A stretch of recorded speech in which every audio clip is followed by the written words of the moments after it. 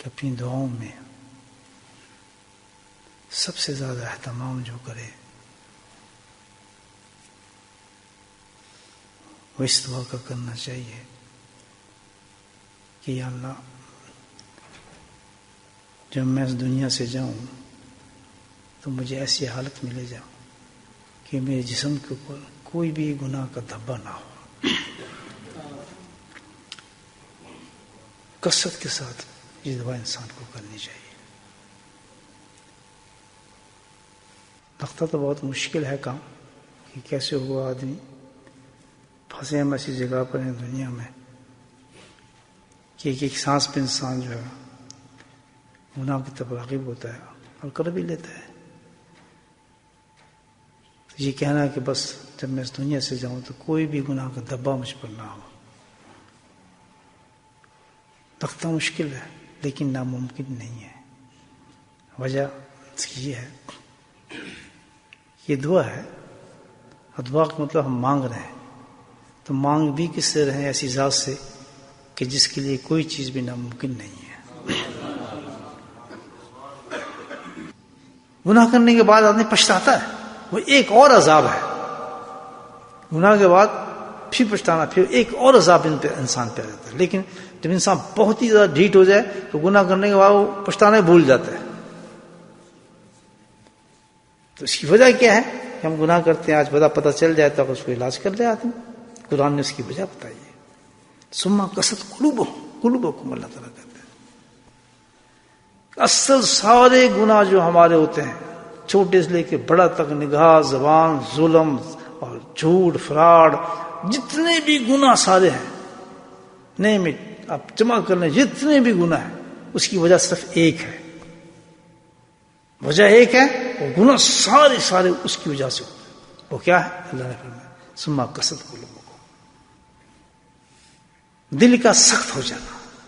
اللہ کیا ہو جانا؟ سخت. جس وقت انسان کا دل سخت ہو جاتا ہے تو بس وہ گناہ کرنا شروع کر دیتا ہے. تو آج سے ایک فارمولہ پکا کر لے آدمی یاد کہ اسی حالت میں انسان گناہ کرے گا، اللہ کی نافرمانی اس حالت میں کرے گا جب اس کا دل سخت ہوا ہوگا. اور سختی کا محسوس نہ ہونا وہ قرآن نے کہہ دیا ہے کہ وہ تو اس حالت میں کہ پتھر سے بھی آگے بڑھ گیا، وہ پتھر سے بھی آگے بڑھ گیا، اس کو احساس سے ختم ہو گیا کہ میں کوئی نافرمانی اللہ کی اس وقت کر رہا ہوں. چھوٹی بڑی کے حساب ہی نہیں ہے. میں نے آپ کو بتا دیا چھوٹی بڑی کے حساب ہی نہیں ہے. وہ تو چھوٹا پتہ لگ جائے گا جس عذاب قبر میں آئے گا کہ ہم جس کو ہم چھوٹا سمجھتے تھے کہ اس کا عذاب جب سامنے آ گیا تو پھر کیسے بچے گا. آج وقت ہے اب ایک چیز کی پریکٹس ہم نے کرنی ہے. یہ سخت دل جو ہمارے زبان سے، ہاتھ سے، پاؤں سے، نگاہوں سے جتنے بھی گناہ ہو رہے ہیں کدھر سے آ رہے ہیں؟ دل کی سختی سے آ رہے ہیں. جتنا دل نرم ہوتا ہے انسان کا، اصل انسانیت کی کیا ہے، ایمان والے کی شان کیا ہے کہ اس کا جب دل نرم ہوتا ہے تو اللہ اکبر، جب دل نرم ہوتا ہے تو انسان اتنا نرم ہوتا ہے کہ کئی واقعات ہیں بزرگوں کی، انسان کی بات نہیں کر رہا، جانوروں کے ساتھ ان کا سلوک کیسے ہو جاتا ہے.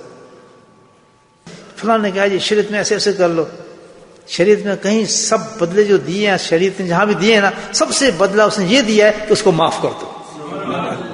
سب سے بڑا بدلہ اس نے یہ دیا ہے، معاف کر دو. ہاں تم یہ کر سکتے، یہ کر سکتے، اینڈ میں کیا ہوتا ہے؟ معاف کر دو تو بہتر ہے. سبحان اللہ.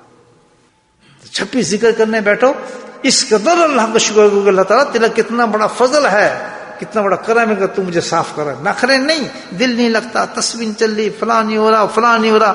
لاکھ شکر کہ دل نہ بھی لگ رہا ہو، طبیعت مان بھی نہیں رہی ہو، شیطان نے زور دیا ہو، لیکن تیرا کتنا کرم ہے کہ پھر بھی تو مجھے توفیق دے رہا ہے، تیرا نام لے رہا ہو.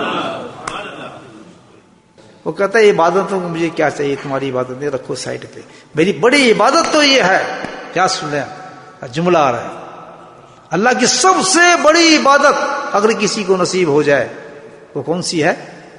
کہ اللہ کی کسی مخلوق سے پیار ہو جائے. دعا ہے نبی بخش میں کہ اللہ تعالیٰ یہ دعا بتائیے، اللہ تعالیٰ میرے گناہ معاف کر، میری توبہ قبول کر، اور مجھے اپنے غریبوں سے محبت عطا فرما دے.